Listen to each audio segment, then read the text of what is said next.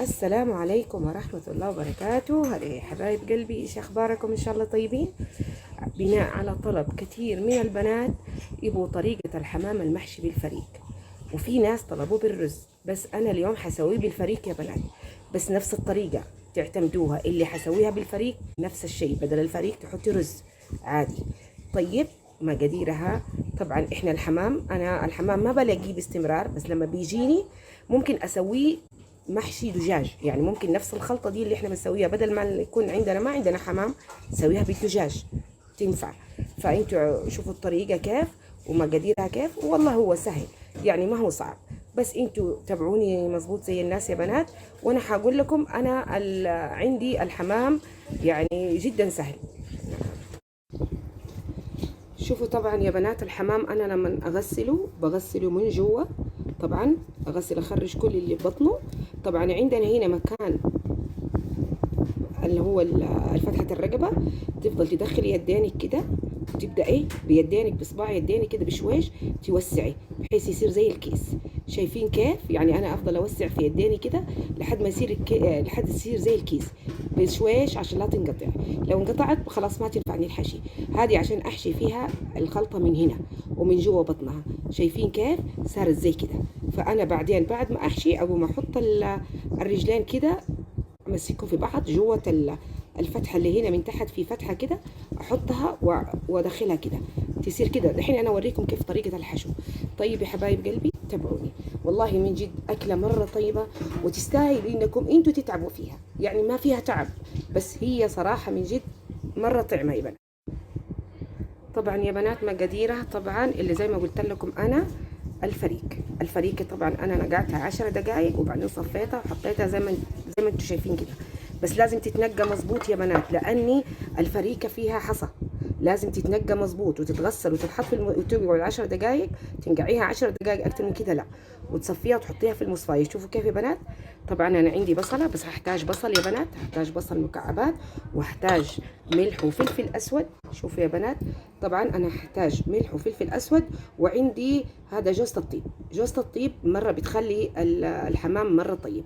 طبعا هذا ورق الغار والهيل والفلفل الاسود والملح هيكون للسلق، لاني في قدر تاني انا حاطه فيه مويه، هحط فيه الهيل واحط فيه شويه الملح واحط فيه بصله كده، بس اقطعها، بس يعني اقشرها واقطعها ارباع بكبرها وارميها مع السلق حق الحمام. حوريكم طريقتها، بس انتوا اكتبوا المقادير عندكم يا بنات ولا تنسوا. طبعا شوفوا يا بنات، انا عندي سمن فارم، هي لازم لها سمن فارم اخليه يسخن واحط البصل عليه. لازم سمن فارم يا بنات، السمن الفارم هو اللي يعطينا الطعم في الوصفة دي. يعني زيت لا، ممكن يعني تحطي زبدة، بس انا احب السمن الفارم في الاكلة دي مرة طيبة يا بنات. طبعا بس يسخن الزيت كده واحط البصل عليه، واحط البصل اللي انا قطعته مربعات. طبعا هفضل اقلب فيه لحد ما يصير لونه بس يدبل. انا ما ابغاه يتحمر ولا ياخد لون غامق، انا ابغاه بس يدبل، لاني طعمه البصل وهي دبلانه احسن من اللي ما يتحمر مره كتير. طبعا اول ما يدبل هنحط معاه الفريكه. انا اوريكم، تابعوني يا حبايب قلبي.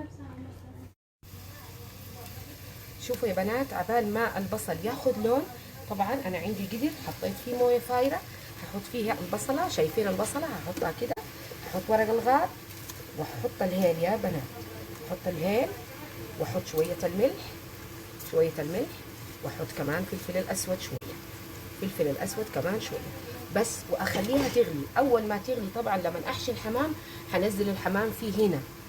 شايفين؟ ابغى تتنكه اول هذه اسمها المرقه حقت الحمام. يعني اول ياخد كده يغلي كم غلوه كده، واسقط الحمام فيه عشان ياخد تقريبا الحمام سلقه مع الرز، ياخد تقريبا حوالي زي من 35 ل 40 دقيقه، من 35 ل 40 دقيقه، لاني ما يتحمل، او اقل كمان على حسب الحمام. كل ما كان صغير كل ما بياخد وقت اقل، لما يكون كبير بياخد وقت اكتر. يعني انا ممكن اخرج الحمام واخلي الدجاجه، طيب يعني الدجاج بياخد اكتر. طبعا شوفوا يا بنات، دبل البصل، انا ما ابغاه لونه احمر، انا ابغاه بس يدبل، هنحط معاه الفريك يا بنات، هنحط الفريك هنحطه مع البصل ونشوحه تشويحتين مع البصل. طبعا حننزل كل البهار اللي احنا قلنا لكم عليه، الملح والفلفل الاسود وجوز الطيب، بس انا ما احط غير كده يا بنات. خلاص، هو هذا المكونات اللي بحطها عليها واسيبه. طبعا انا حسويه نص سوا يا بنات، لازم يستوي قبل ما احشيه، انزله نص، يعني اخليه يستوي نص سوا. يعني تقريبا هذه كاستين فريكه هتاخد، في العاده لما نكون نبغى ناكل الفريكه عادي من غير حشوه ولا شيء، بتاخد لكل كاسه فريكه بتاخد كاسه مويه، كاسه مويه لكل كاسه فريكه تاخد كاسه مويه ويستوي على البخار. احنا هنحط الحين كاسه واحده مويه بس، وارخي عليه النار واخليه يعني ياخد. طبعا شوفوا يا بنات، شايفين سامعين الصوت هذا؟ هحط المويه تقريبا واحده كاسه مويه بس. انا ابغاه بس يستوي نص سوا يا بنات، ما ابغاه يستوي سوا كامل، لا نص سوا، لاني نص سوا في الحمام ونص سوا هنا على البوتاجاز. طبعا لازم اخليه على نار هادئه، او اعلي النار وبعدين ارخي النار. طيب يا حبايب قلبي، يعني تقريبا شايفين المويه كيف قد ايه؟ خلاص هخليه على نار مره واطيه، وبعدين ارجع لكم لما يستوي نص سوا، هرجع اوريكم. ولازم لما تحشوه حتى في الرز نفس الشيء، في الرز نفس الشيء، نفس الخلطه، نفس الطريقه. بس انا دائما في الرز بحط شبت. الشبت يخليه مره طيب. في ناس ما يحطوا، انت حره اذا حابه تحطي مع الرز شبت حطي، ما بعد ما تبرد، يعني بعد ما تبرد الخلطه تقومي تحطي الشبت على الرز وتخليها كحشوه لك انت، مره طيبه الشبت بالدجاج بالحمام زي ما تبغي. لكن انا ابغى اسويها اليوم يعني ممكن يا بنات ما يتوفر عندكم الحمام، وكثير ما يتوفر الحمام بعد ساعات، فطبعا ممكن تسويه بالدجاج. شوفي الدجاجه يا بنات، انا غسلتها وحطيتها على منديل حق المطبخ عشان تنزل كل السوائل حقتها. طبعا انا نظفتها، فانا هحشيها من هنا، وبعدين اجيب يا اني اجيب خيط اربط الرجلين دول مع بعض كده، او اني اجيب من هذه نكاشه الاسنان احطها كده واغرزها في نفس اللحمه من هنا. طبعا هنا هم دائما يعني الحمام دائما بيخلوا هذه الرقبه دي الجلده هحشيها برضو من جوا. ونفس الشيء يا بنات، ما تبغوا تفتحوا الرقبه من فوق، شوفوا كيف، شوفوا بصباعكم الكبير ده، شوفوا بصباعكم الكبير ده تدخلي كده الجلد وتوسعي. شايفين كيف؟ شايفين واضح كيف بتوسعي كده بحيث الجلد اللي عندك، شايفين كيف توسعي بشويش. شايفين كيف صار زي الكيس حق الحمام. هحط الحشوه من هنا. شوفوا يا بنات، طبعا هذا الفريكه استوت، شوفوا كيف استوت وطلعت برضو مفرفطه. شوفوا كيف. خلاص انا كده هتصك عليها واحطها في صحن. ابغاها تبرد يا بنات، لازم تبرد قبل الحشو، يعني لازم احط الكميه اللي انا ابغاها. يعني تقريبا لكل حمامه تاخذ نص كاسه فريكه، نص كاسه رز لكل حمامه. خلاص انا هحط الفريكه في صحن كده لحد ما تبرد، واذا نقص عليا قوم احط، عشان ما ابغاه كله يتزفر البرغل، قصدي الفريكه. فهمتوا كيف يا بنات؟ دحين انا احط الشويه دي حقت اللي تكفي للحمام والدجاجه، واخليها تبرد. لما تبرد احشيها. طيب حبايبي، طيب يا حبايب قلبي سامحوني اتلخبطت. طيب خلاص تابعوني حبايبي.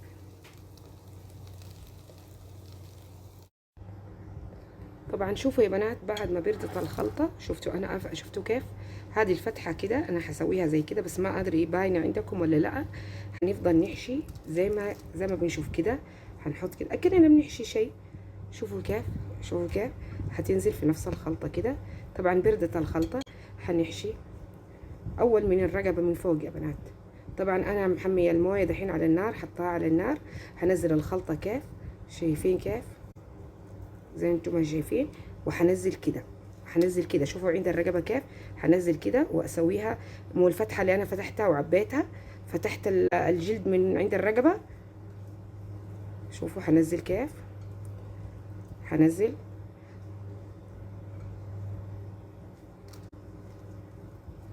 شايفين كيف يا بنات؟ شايفين كيف صارت؟ الحين طبعا ما هنعبيها مره يا بنات كمان، عشان لما تدخل في المويه ما تنفك. طبعا شوفوا يا بنات، انا حشيت الرقبه كيف، ما اعبيها مره. شايفين البطن حقتها كيف؟ خلاص كده همسك هذه الرقبه حقتها بيديني كده، وافضل احشي من تحت يا بنات. شايفين كيف؟ شفتوا؟ هحشي زي كده يا بنات، كأنك بتحشي محشي، كأنك بتحشي زي كده. بس طبعا ما نعبيها مرة يا بنات. شوفوا كيف زي كده هنعبيها كده، وحنقفل رجلينا. كيف حنقفل رجلينا؟ ما حنعبيها مرة يا بنات عشان هي بتنفش في الموية كمان. حنسوي ايه؟ حنجيب، شفتوا كيف رجلينها في عندنا هنا، في عندنا فتحة هنا كده، ندخل رجلينا. شايفين كيف دخلنا رجلينا؟ ندخل رجلينها التانية خلف خلاف، يعني نخليها يعني واحدة اكنها على، حط رجل على رجل. شايفين كيف يا بنات؟ اهي زي كده اكنها حاطه رجل على رجل. بس استنوا اسويها زي الناس، لاني طبعا يا بنات شايفين خلاص سويتها. والهذا حق الرقبه حقتها الجلد الزياده هنحطه زي كده، وهنحطه في المويه. بس لازم ننظف اللي حوالينها كله، وهننزلها في المويه الحاره يا بنات. اول ما تنزل في المويه الحاره على طول هذا هيقفل. هذا كل الفتحات دي اللي انت شايفينها، ده الرقبه دي اللي هذا عشان تقولي هتخرج منها، لا هتقفل وحينفش فيها وحتكبر، يعني هتصير كبيره. فهمتوا كيف؟ عشان مع الحشوه اللي هي فيها. حتى الرز شفتوا انا قام مسويانا الرجلين كيف اكنها حاطه رجل على رجل، في فتحه هنا من عند اخر الدجاجه كده في فتحه. هتحطي الرجلين حقتها وتسويها زي كده. طبعا هتحطيها في المويه الحاره. اول ما تحطيها في المويه الحاره على طول هتمسك. طيب تابعوني، انا بس اسوي الكميه اللي عندي، وهسوي لكم واحده تانية عشان تعرفوا. هنسوي لكم واحده تانية يا بنات نفس الشيء، اكنك بتحشي محشي يا بنات. يعني شوفي كيف الفتحه، كيف ممكن تسويها زي كده وتفضل تحشي فيها. شايفين كيف يداني فاتحه كيف فم الرقبه حقتها، وانزل الخلطه اللي فيها. حتى لو كانت رز، حتى لو كانت فريكه، الرز والفريك نفس الشيء، هتحشيه زي كده. شايفين يا بنات انا فاتحه فمها كيف، فم رقبتها كيف، وهنزل الخلطه كلها وانزلها على تحت. شايف كيف؟ شايفين كيف؟ هنزلها على تحت كده، هنزلها على تحت. وانتوا زي ما قلت لكم يا بنات، لما تكون الفتحه الجلد كل ما ينفتح كل بشويش تفتحيه كده، يقوم ينزل عندك بسهوله، بينزل عندك بسهوله يا بنات. والله انا باكله في المطاعم، ما باكله زي الناس ولا بحبه. احب اسويه لي في البيت واكله في البيت من جد. الحمام المحشي ده طبعا هذه تاني واحده اللي انا بسوي لكم، هي سويت اللي في الرقبه. شايفين كيف؟ شايفين كيف يا بنات؟ كده انزل كده. شايفين انزل كيف؟ اخلي بطنها ايه. شايفين بطنها كيف تاكليها انت في المطاعم؟ بتلاقي بطنها مليانه رز صح، او مثلا فريكه. فتيجي طبعا تيجي تبغى تسويها، خلاص بعد ما نحشيها من الرقبه ننيمها كده ونحشي نحشيها من بطنها. خلاص يا حبايبي كده. بنات سامعين ولا لا يا بنات؟ شايفين سهله ما فيها شيء. الدجاج نفس الشيء، هسوي لكم بس التنين دول وبعدين اسوي لكم الدجاج. شوفوا عندي فتحه، شايفين الفتحه دي؟ هنا في فتحه، هنا في فتحه. شايفين هذه الفتحه؟ اذا ما اهي شايفين دخلت صباعي اهي، تدخليها كده وتدخلي الثانيه برضو نفس الشيء. شايفين كيف؟ اهي وتدخليها زي كده وخلاص، وتنظفيها من الفريك كلها زي كده خلاص، وتحطيها في المويه. طبعا هذه الدجاجه يا بنات احنا حشينا الحمام نفس الشيء يا بنات. بس طبعا الدجاجه عشان رقبتها بيشيلوا الرقبه الجلد الزياده، فاحنا ايش نسوي؟ هنحشي اول بطنها. انا طبعا هقفلها بالعصيان حقت الشيش طاووق دي. اذا ما عندي نكاشات حقت اسنان، انا ما عندي والله للاسف ما عندي نكاشات اسنان. انا اوريكم كيف. طبعا انا بطنها انا قلت لكم الجلد، طبعا انا الجلد فتحته زي ما وريتكم. هعملها زي كده نفس الشيء، وهحط الخلطه جوه الجلد تحت الجلد. شايفين كيف؟ شايفين كيف انا بسوي؟ على قد ما اقدر احط، لان الدجاجه غير الحمام. ولو الحمام ما في الرقبه دي الجلد حقه مقطع، ما حتنفع تنحشي يا بنات. يعني ما حتنفع تنحشي زي ما انا بحشيها. انا ليه باخذ الحمام؟ في حمام يعني لما الاقيه الجلد حقه اقول له انا ابغى حق الحشو. يعني بعد ساعه يجيك الحمامه الرقبه ما في، لا رقبتها ولا يعني تلاقي كلها ما هي موجوده. فكيف انا حسوي؟ طبعا شوفوا يا بنات، انا لما حشيتها من عند الرقبه طبعا هنسويها زي كده، وهنمسك العصيان. انا قصيت العصيان من النص وخليتها زي كده خلاص. هتتقفل اول ما تخش النار في المويه يا بنات، هيقفل هذا كله، هيقفل. طبعا هنسوي من هنا ومن هنا. شايفين كيف يا بنات؟ طبعا لو تبي تحشيها بالرز نفس الشيء كمان، هتمسكي كده اكنك بتخيطي خيط. شفتوا كيف الابره تدخل من الناحيه الثانيه زي كده. خلاص زي كده انقفلت الدجاجه. شايفين الدجاجه انقفلت خلاص من هنا وانقفلت من هنا. طبعا ننضفها من الفريق ده الزياده كله ونحطها في المويه حقت السلق.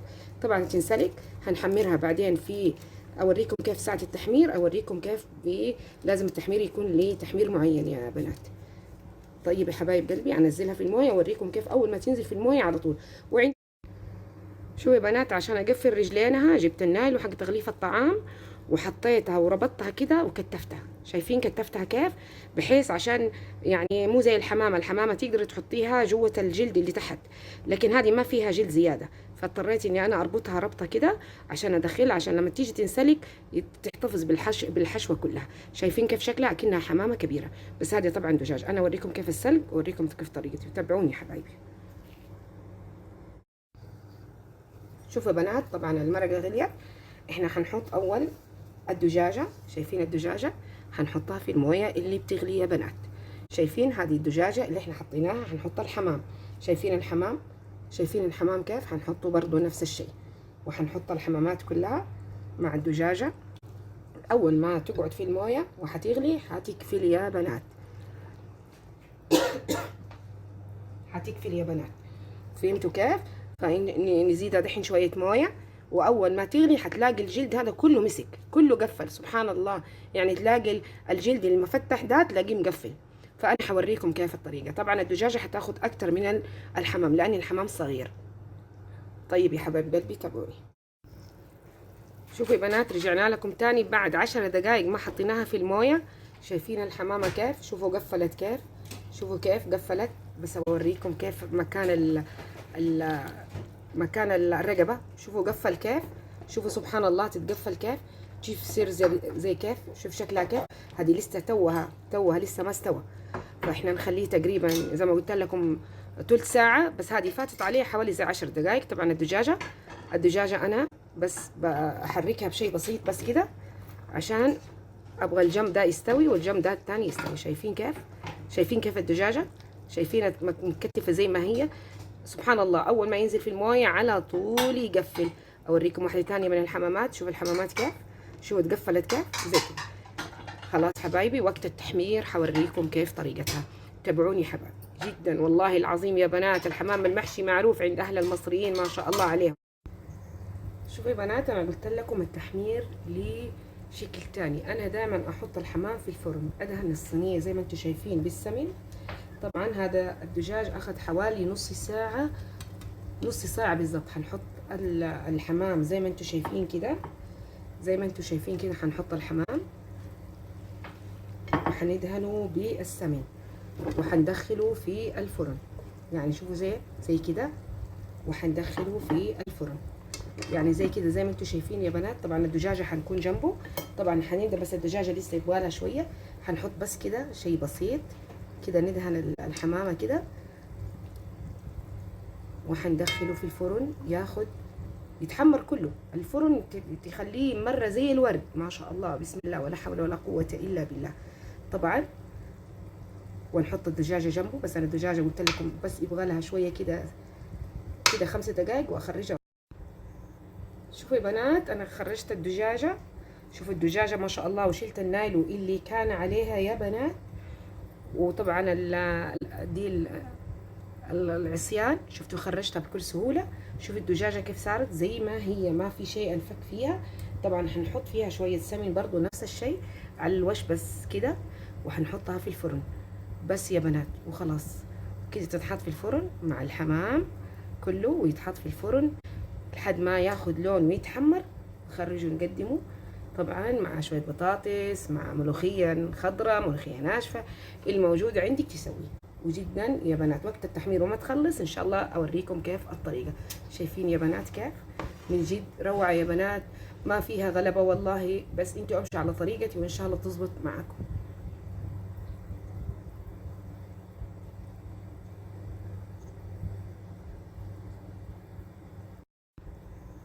شوفوا يا بنات، انا خرجت الدجاجه. شوفوا الدجاجة ما شاء الله، وشلت النايلو اللي كان عليها يا بنات. وطبعا دي العصيان شفتوا خرجتها بكل سهولة. شوفوا الدجاجة كيف صارت زي ما هي، ما في شيء انفك فيها. طبعا هنحط فيها شوية سمن برضو نفس الشيء على الوش بس كده، وهنحطها في الفرن بس يا بنات وخلاص. كده تتحط في الفرن مع الحمام كله، ويتحط في الفرن لحد ما ياخد لون ويتحمر. نخرجه نقدمه طبعا مع شوية بطاطس، مع ملوخية خضراء، ملوخية ناشفة، الموجود عندك تسويه. وجدا يا بنات وقت التحمير وما تخلص ان شاء الله اوريكم كيف الطريقة. شايفين يا بنات كيف من جد روعة يا بنات، ما فيها غلبة والله. بس انتوا امشوا على طريقتي وان شاء الله تزبط معكم.